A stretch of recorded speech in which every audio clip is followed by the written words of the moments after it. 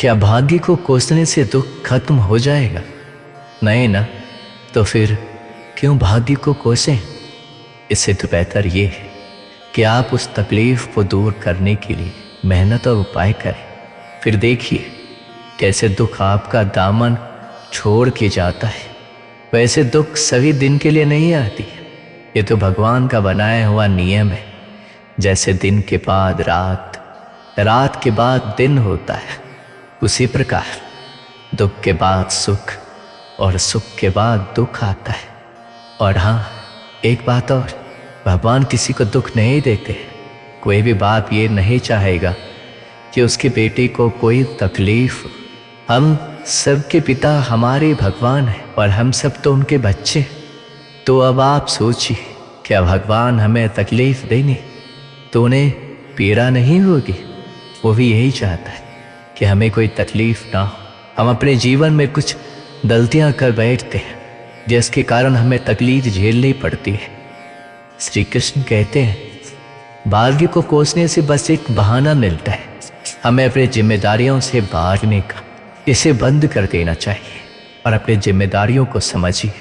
जैसे कोई विद्यार्थी पढ़ने के समय में खेलता है, अपने पढ़ाई से दूर भागता है। बाद में जब परीक्षा का परिणाम अच्छा नहीं आता तो वह भाग्य को कोसता है। आसान शब्दों में कहें तो मेहनती लोग भाग्य को कोसने के बजाय कड़ी मेहनत से सफलता हासिल करने में विश्वास रखते हैं। अपने दुख, तनाव या परेशानी के लिए अक्सर हम ही जिम्मेदार होते हैं। किसी काम को करते समय हमारी कोशिश में कमी की वजह से ही हमें तनाव होता है और हम दुखी हो जाते हैं। किसी भी काम को अंजाम देने के लिए 90% हमारी मेहनत या कोशिश का हाथ होता है, बाकी के 10% हमारे भाग्य का। इसलिए भाग्य को कोसने से पहले हमें यह सुनिश्चित कर लेना चाहिए कि कहीं हमारी कोशिश में कोई कमी तो नहीं रह गई, क्योंकि भाग्य को कोसने से कुछ भी नहीं होने वाला।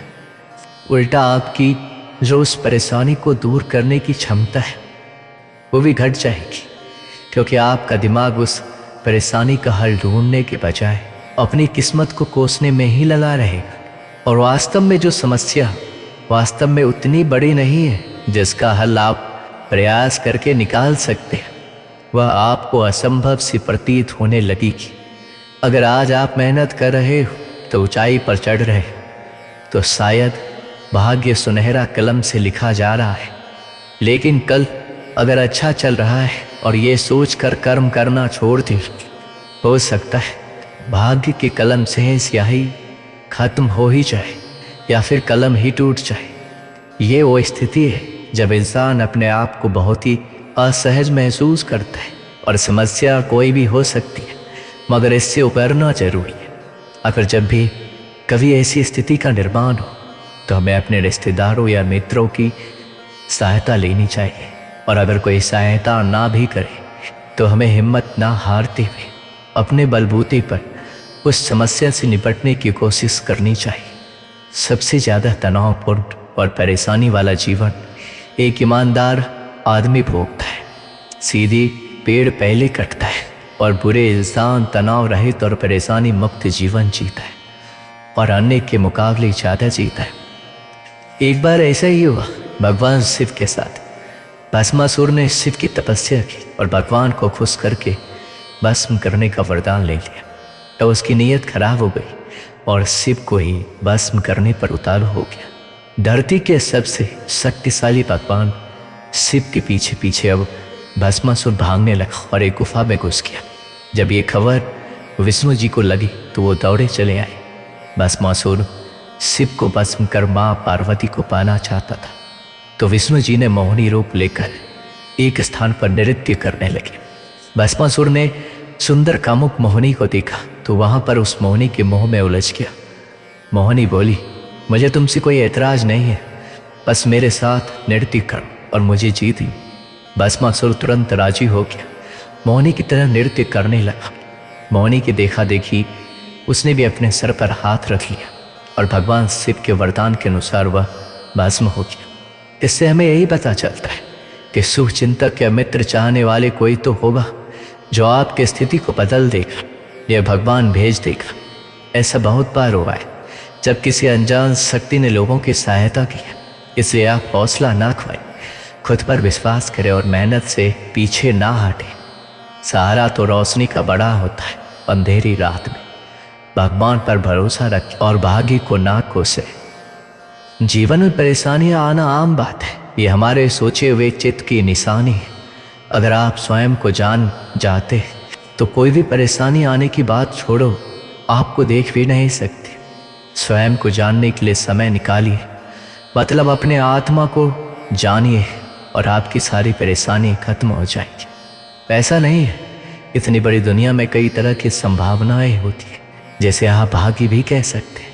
आप किस दिशा या किस जगह पैदा होते हैं यह आप पर निर्भर नहीं। आप स्वस्थ होंगे या बीमारी से ग्रस्त हो जाएंगे, यह आपके माता पिता और आपके पालन पोषण पर निर्भर करेगा, आप पर नहीं। आप गरीब पैदा होते या अमीर, ये भी आप निर्धारित नहीं करते। जीवन संभावनाओं का बहुत ही बड़ा खेल है, लेकिन जैसे टॉस हारने मात्र से खेल में हार नहीं होती या टॉस जीत लेने से जीत सुनिश्चित नहीं होती, उसी प्रकार गरीब पैदा होने से आप नहीं हारते या अमीर होने का अर्थ यह नहीं कि आप सफल हो ही जाएंगे।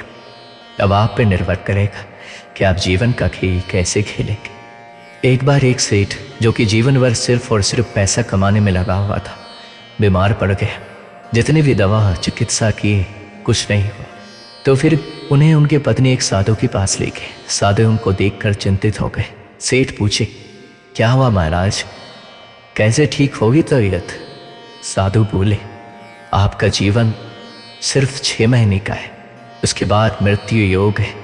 इतना कठोर सत्य सुनकर सेठ और उनके परिवार वाले दुखी हो गए। सेठ तो खाना पीना ही छोड़ दिए।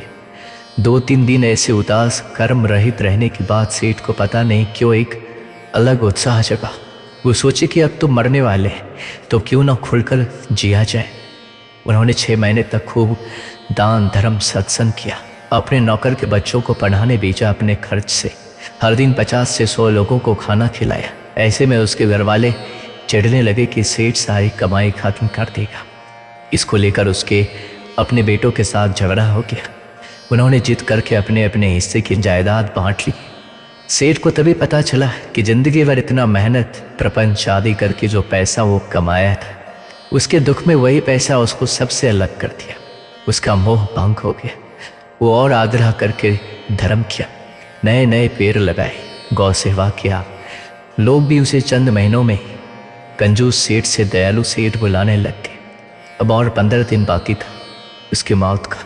सेठ अपना बचा हुआ घर और थोड़ी जमीन बीवी के नाम लिख दिया।